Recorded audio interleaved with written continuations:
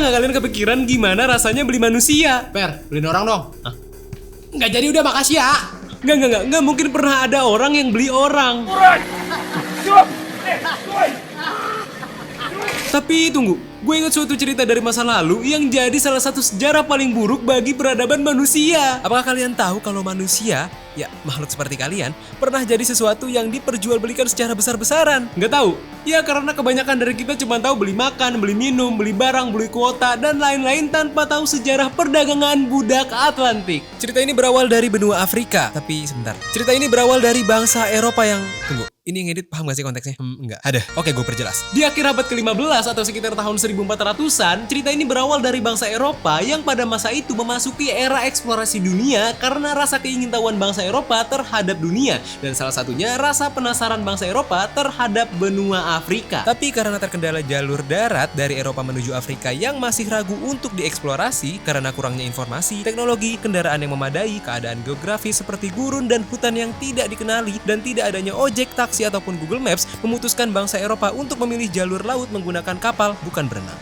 Siapa sih yang nyangka kalau eksplorasi yang dilakukan ini ternyata menjadi salah satu sejarah buruk bagi peradaban manusia, di mana belasan juta orang menjadi korban jual beli manusia untuk dijadikan budak. Bangsa Eropa yang sudah sejak lama mendengar cerita-cerita tentang benua Afrika dan menikmati hasil bumi dari Afrika seperti gula, rempah-rempah, dan logam, akhirnya puas karena mereka bisa berlabuh di pantai Afrika, dari yang sebelumnya hanya bisa membeli dan mendengar cerita benua Afrika dari para pedagang. Awalnya sih mereka berdagang biasa aja, melakukan pembelian barang langsung dari Afrika untuk dikirim ke Eropa karena belum ada all shop saat itu. Seiring berjalannya waktu, bangsa Eropa menemukan fakta bahwa suku-suku di Afrika saat itu menerapkan praktik perbudakan. Orang-orang yang diperbudak oleh suku-suku di Afrika merupakan orang-orang tahanan perang, orang-orang yang terlilit hutang ataupun tahanan kejahatan. Nah, bangsa Eropa melihat ini menjadi sebuah ladang bisnis dan solusi murah untuk menjalankan perekonomian mereka. Penjelajah saat itu akhirnya berniat untuk membeli budak dan membawa mereka pertama kali ke Portugal. Dan perjalanan budak yang pertama kali ini membawa 10 orang budak untuk dipekerjakan di perkebunan gula di Portugal. Aksi ini dilirik oleh bangsa Eropa lainnya dan ternyata membuat mereka melakukan transaksi budak yang sama. Hingga tahun 1444, sekitar 300 orang budak sudah dibawa dari Afrika menuju Portugal dan beberapa kota di Eropa lainnya. 300 orang?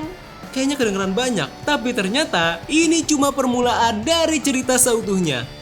Bangsa Eropa nggak cuma menjelajah benua Afrika, tapi satu dunia. Dan di abad ke-16, di saat Eropa sedang menjelajah benua Amerika dan ingin memajukan perekonomian Eropa menggunakan daratan benua Amerika, bangsa Eropa menghadapi tantangan di mana mereka membutuhkan tenaga kerja yang banyak untuk menggarap perkebunan mereka di benua Amerika. Karena perbudakan di Afrika dan ekspor budak ke Eropa viral pada masa itu, bangsa Eropa memiliki ide untuk menjual tenaga kerja, kurang sadis. Maksudnya budak ke bangsa Eropa lainnya di benua Amerika, dan dimulailah cerita perdagangan budak Atlantik. Meningkatnya kebutuhan akan budak dari benua Amerika membuat kekejaman pun semakin parah. Pengiriman budak yang awalnya berasal dari para tahanan suku berubah menjadi penculikan orang-orang tak bersalah dari suku-suku pedalaman di Afrika untuk dijadikan budak. Mungkin saat itu euforia perdagangan budak seperti 12-12 flash sale karena benar-benar banyak peminatnya. Dan dalam kondisi ini ada kumpulan orang yang berperan dalam proses jual beli manusia yang kejam ini. Yang pertama yaitu pemburu budak. Mereka adalah gabungan dari orang Eropa dan orang Afrika yang bertugas mengumpulkan orang-orang untuk diperjualbelikan sebagai budak. Bisa berupa membeli tahanan dari suatu suku atau ya penculikan suku-suku terpencil tadi.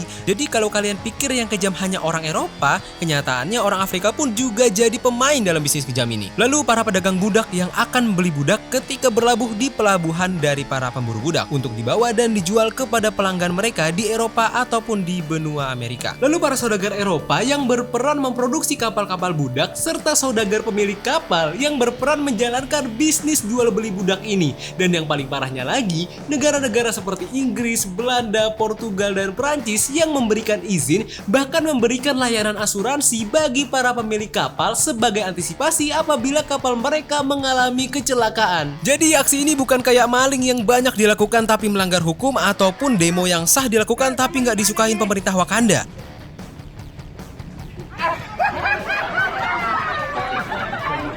Justru aksi ini malah dilindungi bahkan didukung oleh pemerintah Eropa saat itu. Dan sekarang mari kita lihat bagaimana budak naik ke kapal, hidup di kapal, dan sampai ke tempat tujuan dengan selamat. Maksudnya dengan mengenaskan.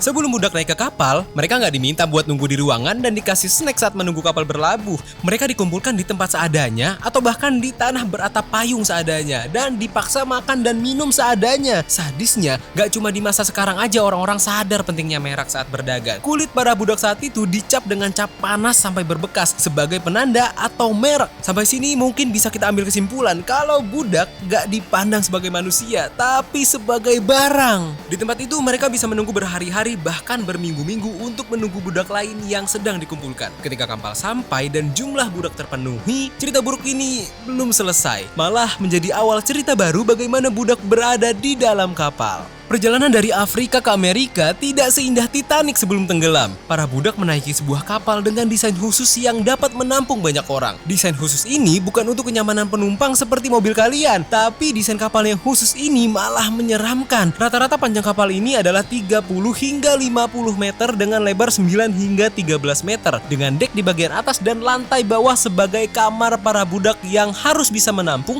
300 sampai 500 budak sekali berlayar. Di kamar tersebut, budak hanya bisa berposisi duduk dan tidur karena mereka ditempatkan di tempat yang bertumpuk seperti rak dengan tinggi yang rendah banget. Bisa apa mereka di sana? Ya, mereka nggak bisa banyak gerak karena posisi mereka yang berdempetan. Terus gimana caranya mereka buang air? Ya, di situ juga. Mereka tetap berada di tempat itu dengan keadaan dirantai karena para kru kapal nggak berani melepas mereka. Karena mereka takut akan terjadi perlawanan ataupun pemberontakan ataupun percobaan bunuh diri.